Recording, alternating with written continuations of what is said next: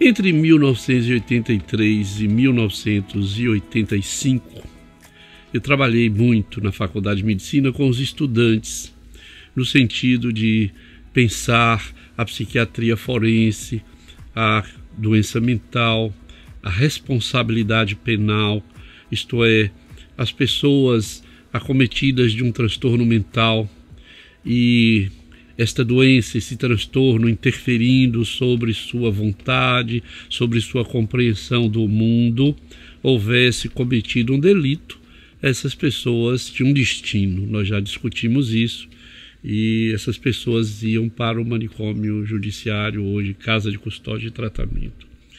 Então eu trabalhei muito isso com os estudantes, mas ao mesmo tempo eu trazia as informações obtidas lá em Paris com o professor Oliver Stein, questão da droga, o que era o produto, quais os efeitos destes produtos, qual a importância do social, mas sobretudo nós discutíamos muito as questões humanas, os sofrimentos humanos, a doença mental como uma alternativa, inclusive, a um sofrimento insuportável.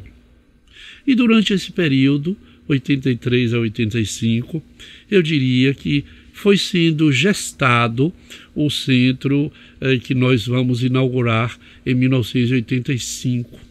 Mas, sobretudo, durante este tempo, nós nos perguntávamos: quem são os usuários de produtos psicoativos ilícitos? Quem usa álcool também usa outra droga? Havia uma história muito recorrente de que a maconha era a porta de entrada para outras drogas, chamadas drogas mais duras, mais pesadas, e eu não via isso, eu não concordava com isso. Eu via, meus colegas viam que o álcool, sendo um depressor do sistema nervoso central, era droga de início, era droga utilizada mais cedo, era droga que baixava o nível de consciência crítica, interferia sobre o juízo de realidade das pessoas e se via muito as manifestações, eu diria, daquilo que efetivamente constituía as pessoas.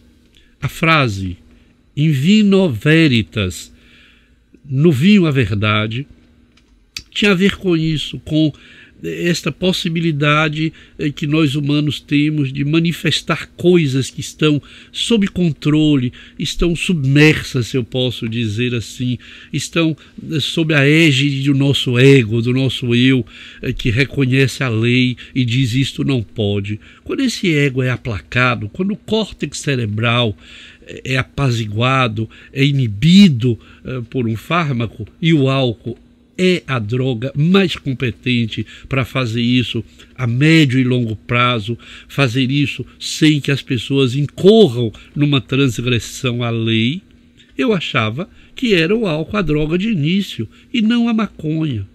Por outro lado, nós víamos que não era questão de ser esta ou aquela droga de início. A questão era quem era a pessoa.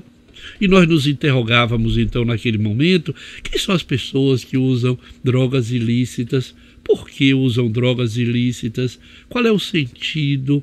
Quantos? Onde? Tem uma significação para a família, para a pessoa? Como é esta questão?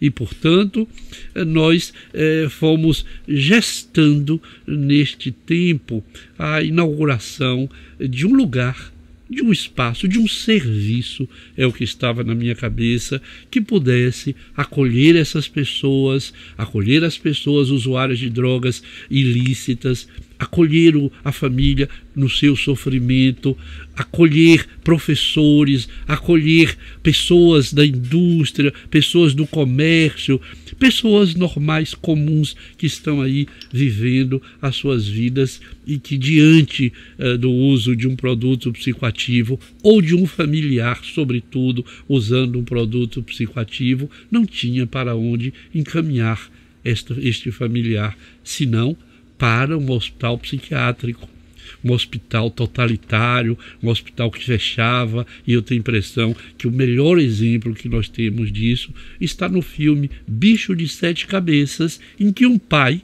interna um filho, e esta é uma situação verídica, porque o filho não se conformava com o mundo, não se conformava com a família, era um adolescente buscando seu espaço e, nessa busca, apaziguava as suas dores com um produto psicoativo ilícito, a maconha. Este pai vai internar este filho, que levará um tempo muito longo, sob o domínio de uma psiquiatria esmagadora, pesada, farmacológica, cerceadora de liberdade e, eu diria, também de vida. E eu pensava, precisamos ter um lugar onde a liberdade, que me assinalou o professor Livenstein, seja o nosso horizonte, seja o nosso norte, seja a nossa perspectiva.